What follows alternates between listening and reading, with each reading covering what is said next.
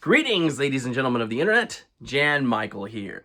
Over the last couple of days, I've been reviewing every single game that is nominated for Game of the Year at the 2026 D.I.C.E Awards. You've been watching those, right? Well, good, because now it's time for my final D.I.C.E Awards predictions. And if you happen to be new here, this comes with an additional caveat. You see, during my reaction to the award show itself, I take a shot for every wrong prediction I give. This is something that has severely messed me up in the past. One year in particular, me taking more shots at one time than I ever have in any point in my life. And I always pray that that never happens again.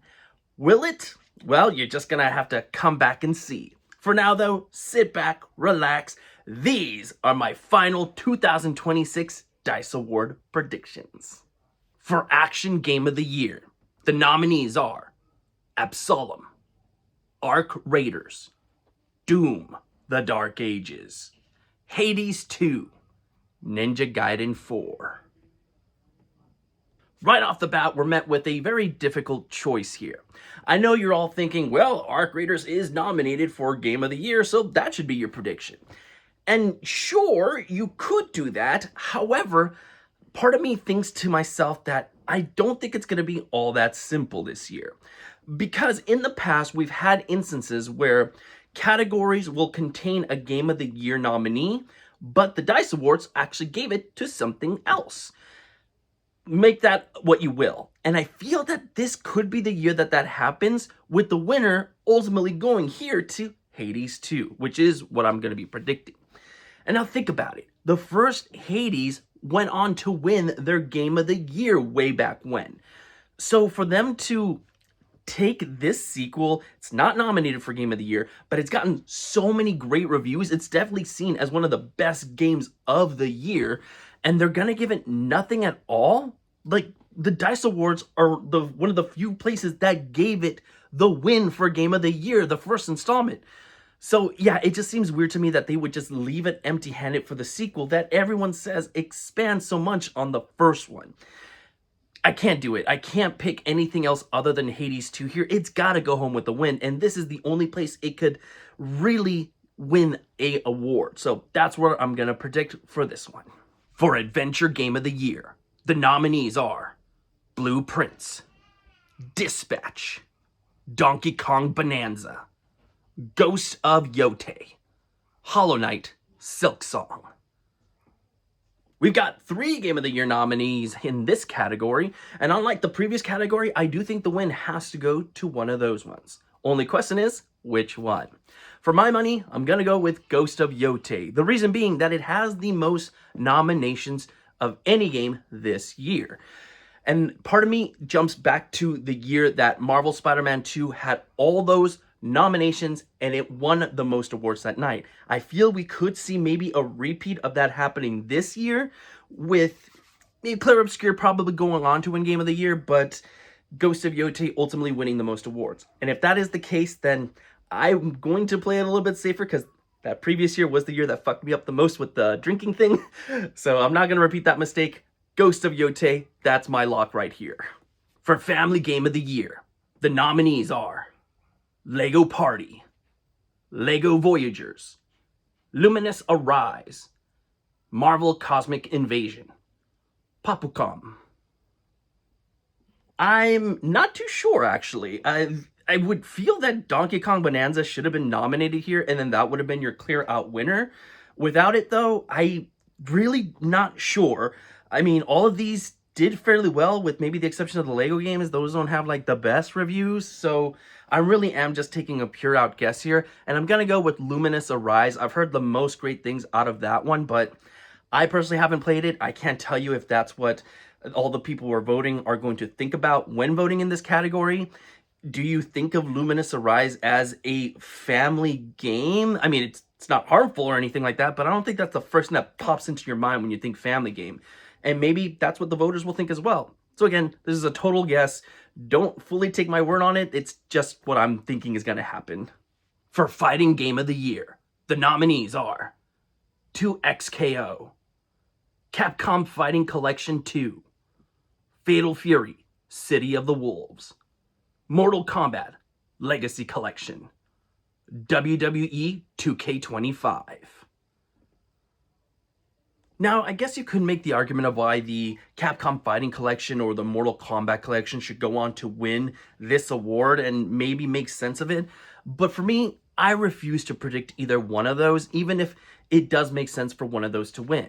And the reason for it is because it completely feels like cheating. This is a collection of games that have already released, and despite the bells and whistles that are added to the package, for it to be a package, I just don't think it's fair whatsoever.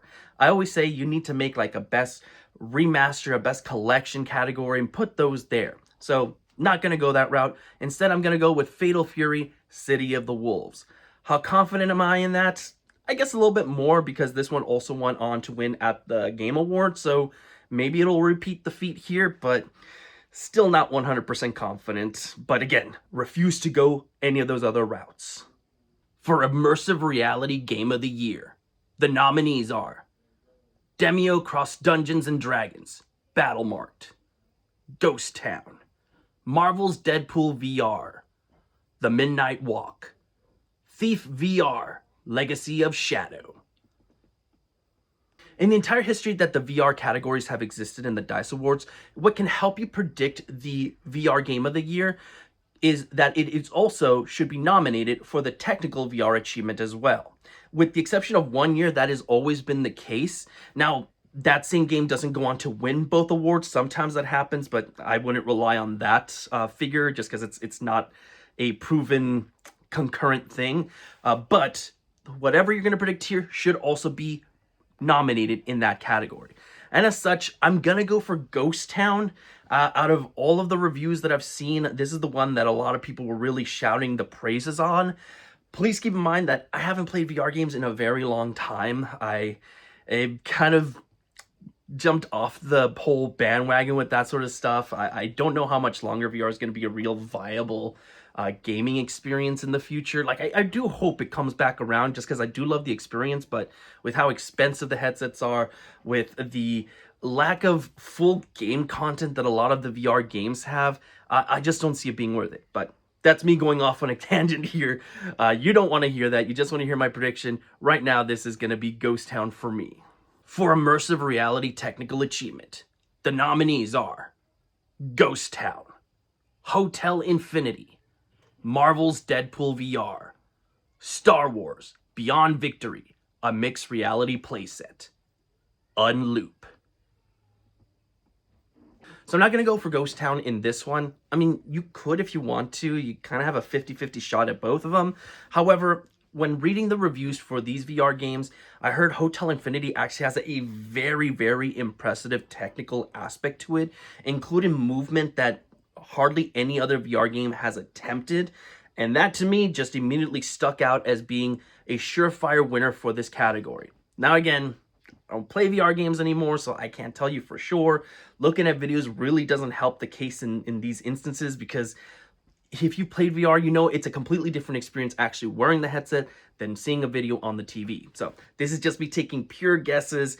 I could be completely way off base, so if you're following along suit, just know you could probably make your own choice in the matter and be just as right in prediction-wise. So that's all I got for this one. For Mobile Game of the Year, the nominees are Persona 5, The Phantom X, Umamasume, Pretty Derby, What the Clash, Where Winds Meet. Only 4 nominees in this category. I feel something slipped through the cracks here, and I'm not sure what. Anyways, I don't play mobile games, not because I'm against them. I know it's very popular to hate on mobile games. A lot of them just have very predatory type of microtransactions, so I'm always very disappointed when I play the mobile games because of that aspect, even if the game itself is fun. But again, I'm not against mobile games. I think mobile gaming can very much be a gaming thing as well. But what am I going to pick here? I'm going to go with What the Clash, because the creators of this also did What the Car a few years ago and went on to win this award. So I feel history might repeat itself here, but I could be wrong. I heard Umamasume is also incredibly popular. That one went on to win at the Game Awards, so I guess if you want to go the more safe pick, you probably will want to go that route, but I'm just thinking history's going to repeat here with these developers. For Online Game of the Year, the nominees are Arc Raiders, Battlefield 6, Mario Kart World, Marvel Rivals, Split Fiction. I think this one's actually pretty simple. This has to go to Arc Raiders. I mean, online is all that Arc Raiders has going for it because that's all the experience. And honestly, with how great the community was during launch anyway, I think it's an easy victor for this category. I mean, I guess you could maybe go Battlefield 6 as well. Like, they have kind of a redemption story built up, but I don't think that game did nearly as well as they wanted it to. And while the reviews have definitely been better, it's not like they skyrocketed to like, oh my god, they're totally redeemed now. There are still some finagling they got to do with the series. Arc Raiders doesn't have that problem. People really love it. And though the popularity of it has died down ever so slightly, I don't think it's going to matter. This is totally winning this award. For Outstanding Achievement for an Independent Game, the nominees are Baby Steps, Blueprints, Consume Me, Despelote, Dispatch. You've got two Game of the Year nominees here. That is Blueprints and Dispatch. I guess it's really up to you to decide which of these two is going to be the most popular one. I truly do think it's going to be Blueprints. While Dispatch definitely has its flowers thrown its way, I just think the mechanics, the overall experience of Blueprints is much more finely tuned than Dispatch's. Dispatch is more of a solid foundation, and I think whatever comes next can help that genre grow, while Blueprints is a prime example of the genre going full force. So to me, this has to go to Blueprints. For Outstanding Achievement in Animation, the nominees are Death Stranding 2, On the Beach, Ghost of Yote, The Midnight Walk, Monster Hunter Wilds, South of Midnight.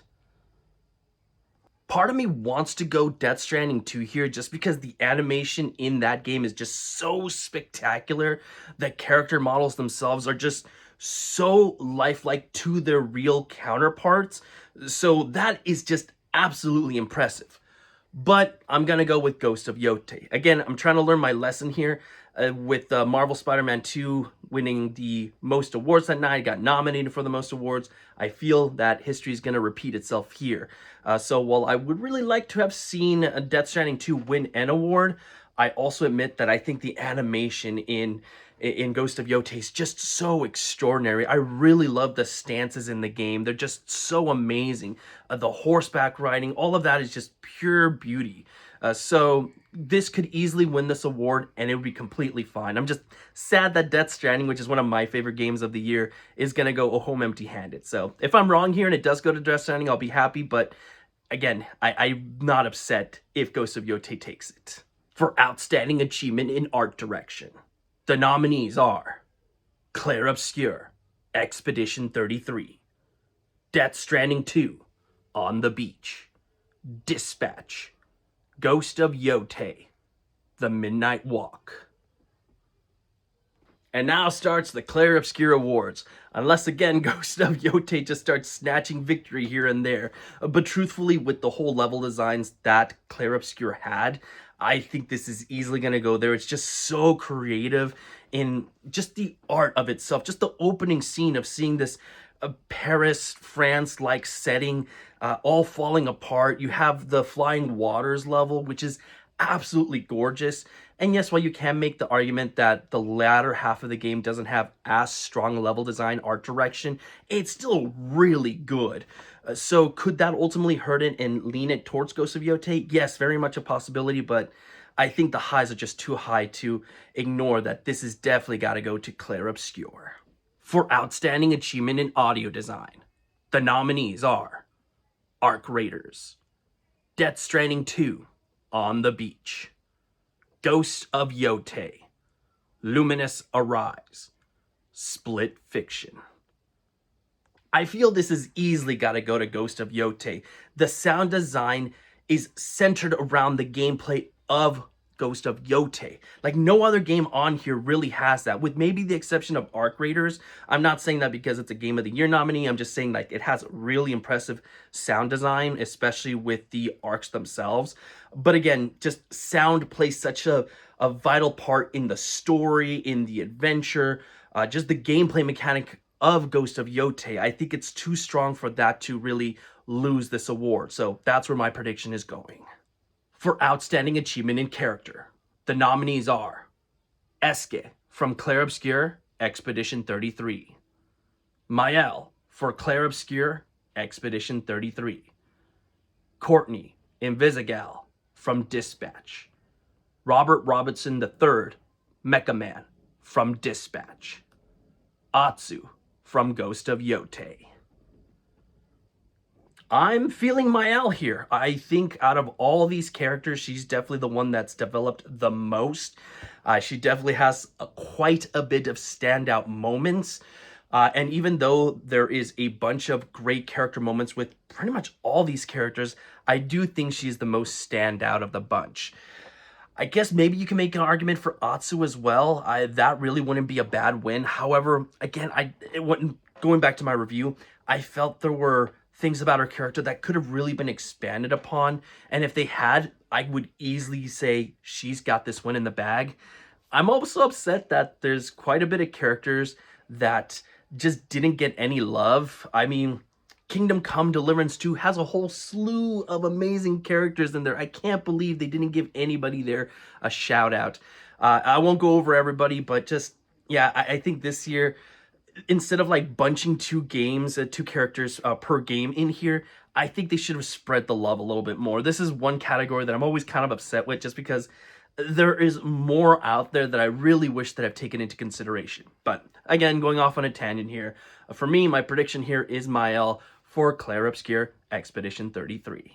For Outstanding Achievement in Game Design, the nominees are Arc Raiders, Blue Prince, Hades 2, Kingdom Come, Deliverance 2, Uo.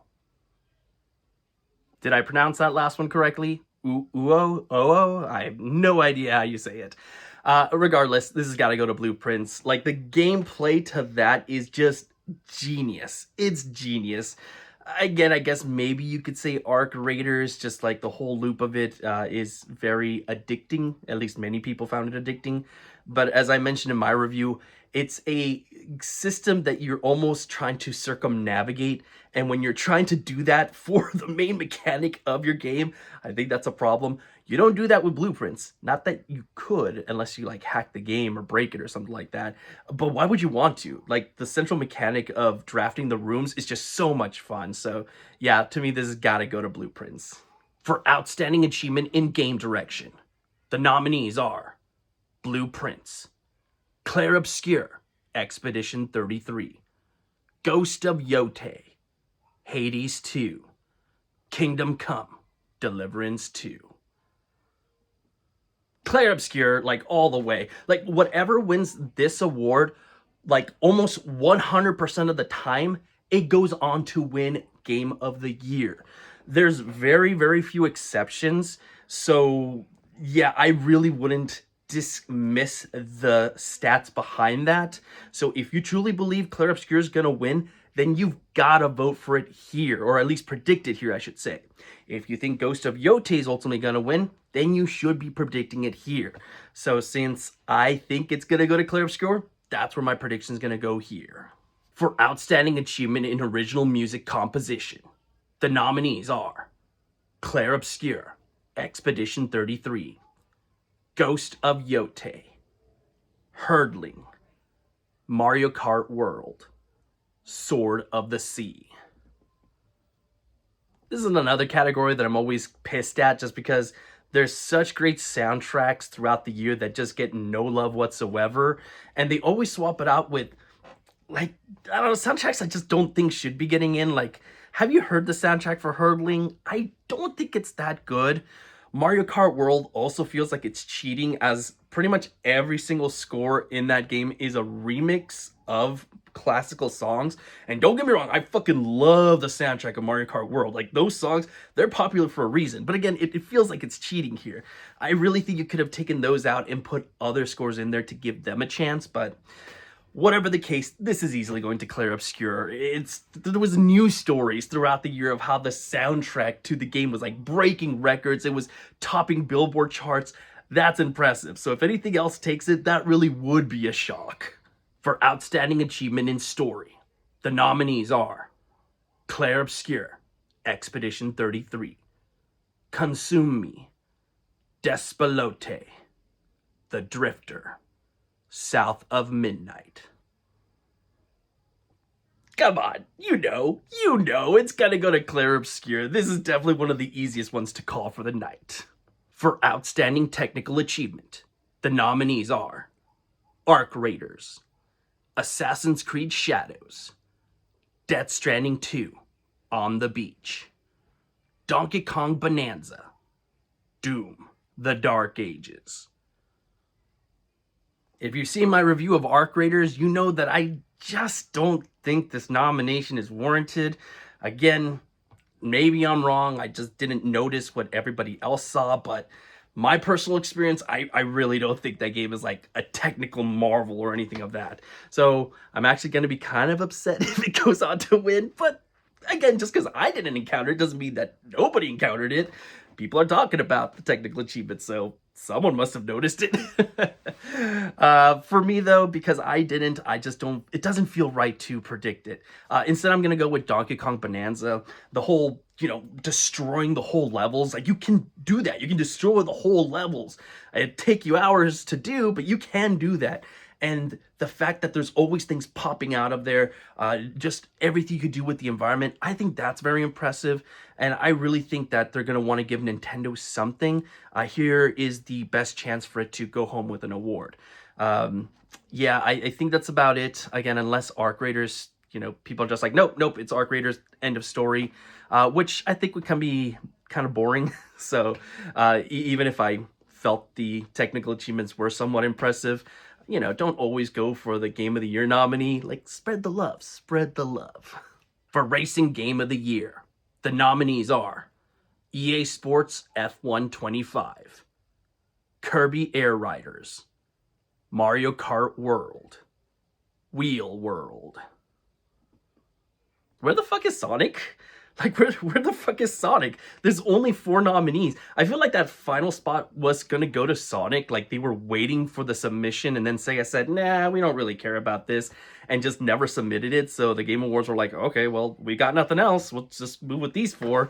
And that's kind of a shame. So, you know what? Forget what I said about the previous category and Nintendo being its best chance to win. This is definitely going to Mario Kart World now. It's got no competition whatsoever. So yeah, congratulations, Nintendo. You'll at least go home with 1, maybe 2, if Donkey Kong takes the previous award as well. For Role-Playing Game of the Year, the nominees are Clair Obscur, Expedition 33, Citizen Sleeper 2, Star Wars Vector, Kingdom Come, Deliverance 2, Monster Hunter Wilds, The Outer Worlds 2.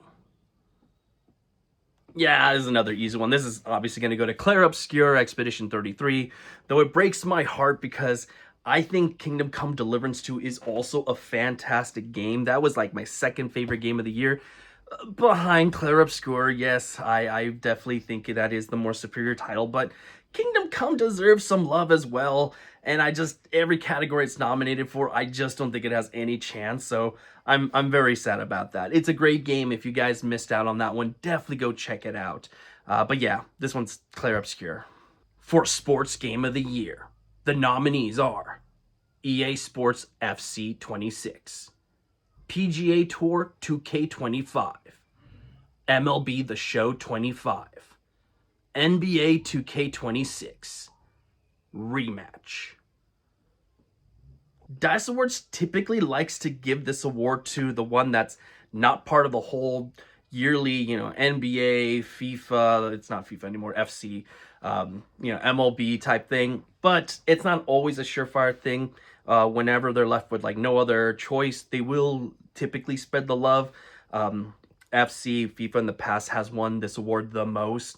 Last year, I think it went to MLB The Show. So don't count any of that out. But I'm going to go with rematch just because, I don't know, it's the odd one out. And as history proves, they do like to typically do that. But I'm not confident in this category whatsoever. I've sounded confident in the past, and I've been just wrong almost every single year to the point that I'm no longer confident. So take my pick here with a grain of salt. For Strategy Simulation Game of the Year, the nominees are The Altars, Drop Duchy, Europa Universalis 5, The King is Watching, Starvaders. I truly don't know much about this category, but I have played The Altars and absolutely loved that game. That was one of my favorite games of the year. However, there is the whole AI debacle thing that came about, and while you can make the argument it's not a big deal, you could also make the argument that any AI is a big deal, and maybe that ultimately hurts it. Though, who knows? Who knows? I truly don't know what the industry fully, as a unanimous thing, think about AI. There are those companies that have completely condemned it, but there's also a lot that have embraced it. And as I feel those are the people that are going to have the majority vote, I think The Altars has a good chance of taking the win here. So who knows? And again, maybe they don't think about that whatsoever and it just goes to The Altars. It's a fantastic game. I don't want to discredit all the hard work that went into it. I really love my time with it. And so, yeah, I can't say I would be 100% upset if it goes on to win, but if that hurts the whole AI conversation, then yeah, I'd be glad with it losing if it pushes things the other way. But I'm not going to get too political on here. It's just kind of where my headspace is at, to get into other people's headspace to see what they feel about it and where their vote is ultimately going to go. For Game of the Year, the nominees are Arc Raiders, Blue Prince, Claire Obscure, Expedition 33, Dispatch, Ghost of Yotei. Claire Obscure, Expedition 33. Again, the only thing that could potentially dethrone it is Ghost of Yotei. And even if it doesn't do that, it still has the potential to go home with the most awards. So who knows what's going to happen? Maybe I'm overthinking it. Maybe this is just Claire Obscure all the way. But the fact that they didn't give it the most nominations means that there is definitely some mixed feelings about it. I mean, because this is one of the last Game of the Year shows that I know of anyway, maybe it's just gotten so much love that the people who are voting and nominating are just kind of sick and hearing of it winning. So they may try to spread the love, but who knows? Who knows? I could be completely wrong. This is just me fully taking a guess, but I'm feeling too confident. Claire Obscure is going to win. If Ghost of Yotei took it, that would be a shame. It wouldn't be a bad pick, because I really, really loved my time with Ghost of Yotei, but like, that's like saying, oh, here's the very peak, and then here is Ghost of Yotei. Everything else is like far below. So even though this is still good, it just doesn't compare to what's up here. So that's just kind of how I see it. So I really do hope it goes to Claire Obscure. So that's all I got. that's all I got. And those are my final predictions for the 2026 D.I.C.E Awards. I do not change my predictions. Like, even if I hear something through the grapevine, or I'm looking at something and go, oh man, I really should have just swapped it over to this, rethink my thoughts. I don't follow up on any of that sort of stuff. So if you want to follow along and just go, okay, these are his predictions, I'm not going to do some bullshit thing like while recording myself going, oh, by the way, guys, I changed my picks last minute. No, I don't do that. So yeah, if you're going to watch the show, follow along, see how fucked up I'm going to get. And then the day after, I will put up my reactions so you guys can see exactly how well I did, how horrible I did. And if that video doesn't go up, then I most definitely have died from alcohol poisoning. But fingers crossed that doesn't happen. I got the Oscars to look forward to next. Can't die before then. So guys, thank you so much for joining me on this journey. We're almost done here. We just got the show tomorrow and my reaction. So stay with me here until that next video, everybody. Stay safe out there and have a good one.